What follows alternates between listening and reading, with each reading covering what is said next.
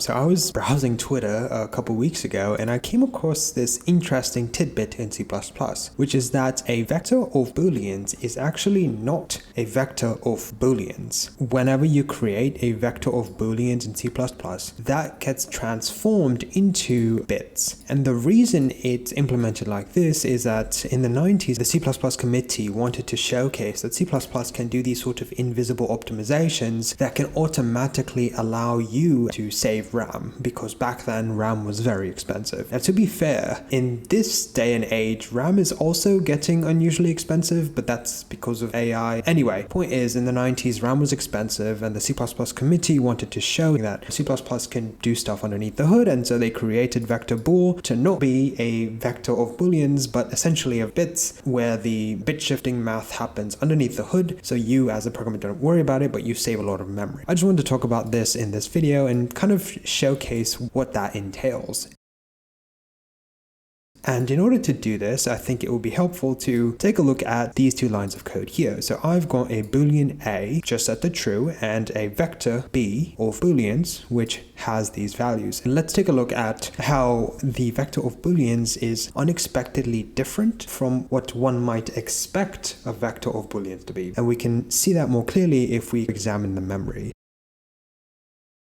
A is a boolean set to true. If we examine the value at A, we'll notice that A is taking up 1, 2, 3, 6, 7, 8. So it's taking up 8 bits or 1 byte of memory. And this is essentially the core crux of the problem that the C++ committee wanted to solve. They said, hey, look, if you've got a boolean, it's a byte, and you've got a vector of bytes like this, you're actually going to be wasting a lot of memory. You're going to be wasting 8x the memory that you don't need. So what they decided to do was kind of convert this and represent all the data in bits. Let's see how that works.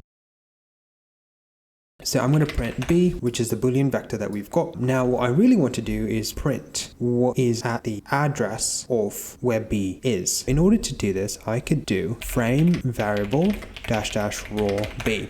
This is going to give us the address of B, which I can copy, and I can do x/x. And now you're going to see something interesting. You're going to see the value D. Now D, in case you don't know, in binary, we should convert this to binary, right? Because the D doesn't make sense.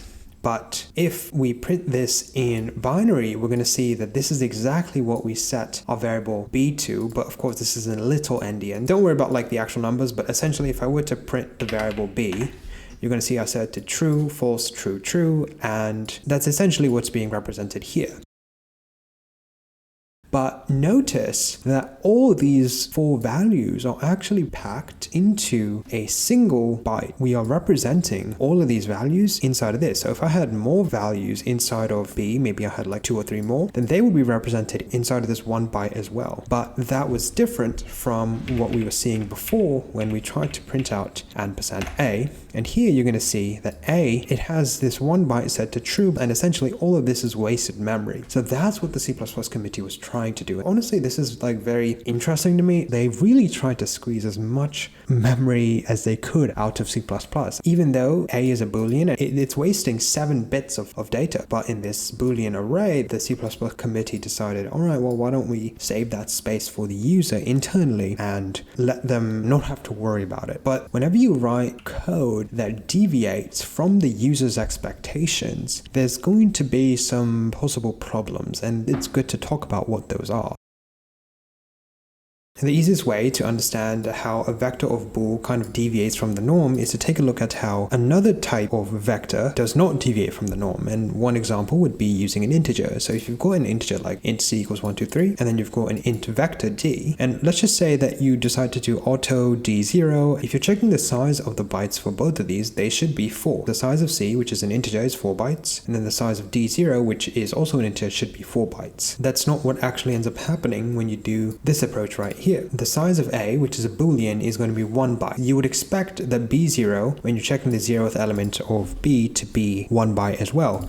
But because C++ has implemented this sort of converting the vector of Boolean into bits internally, it needs to return a proxy. And if you were to print this out, you're going to see that even though the size of A is 1 byte, the size of B0 is going to be much larger. So I'm going to do a make run. The random number and D0 are both 4 bytes long, but the byte of A is 1, whereas the bytes for B0 is 16, and that is because we are returning a proxy, which is different from what we might expect B0 to be. We would expect it to be a Boolean. Now, there are a couple of other edge cases to account for. The first is that D0 is a copy. When we get the value inside of an integer and we're taking a copy of that integer, so setting D0 equal to 10 is not going to change what's inside of D0. But that's not the case for our vector Boolean. So once again, this sort of deviates from the norm of what we would expect. When we set this value, which we're doing auto B0 equals the 0th element inside of B, because we're getting a reference for it instead of a copy, setting B0 to false here is also going to change this value right here to be false. It's not a copy, it's a reference. So if we actually wanted to just create a copy, we would have to write something like so, and this is going to implicitly cast the proxy into a Boolean, which of course is going to be a copy, so that we can set this to true and this will not change. So there's a couple of edge cases here that you need to consider when using a vector of Booleans. And if you try to create a pointer for Boolean like this, or if you try to create a reference for Boolean like this, you're also going to run into some compiler errors because that's also not possible. The final thing to note is that it also has some issues with thread safety. Say you've got this vector Boolean, true, false, true, true. It's represented like so, right? The OXD actually stores the information for the 4 different Boolean values, because D in binary, we can see that it's 1101, and that's exactly what this array is. It's true, false, true, true. Because of that, it's also thread unsafe. If you're trying to change the data in here and here in 2 different threads, all that data is stored in 1 byte.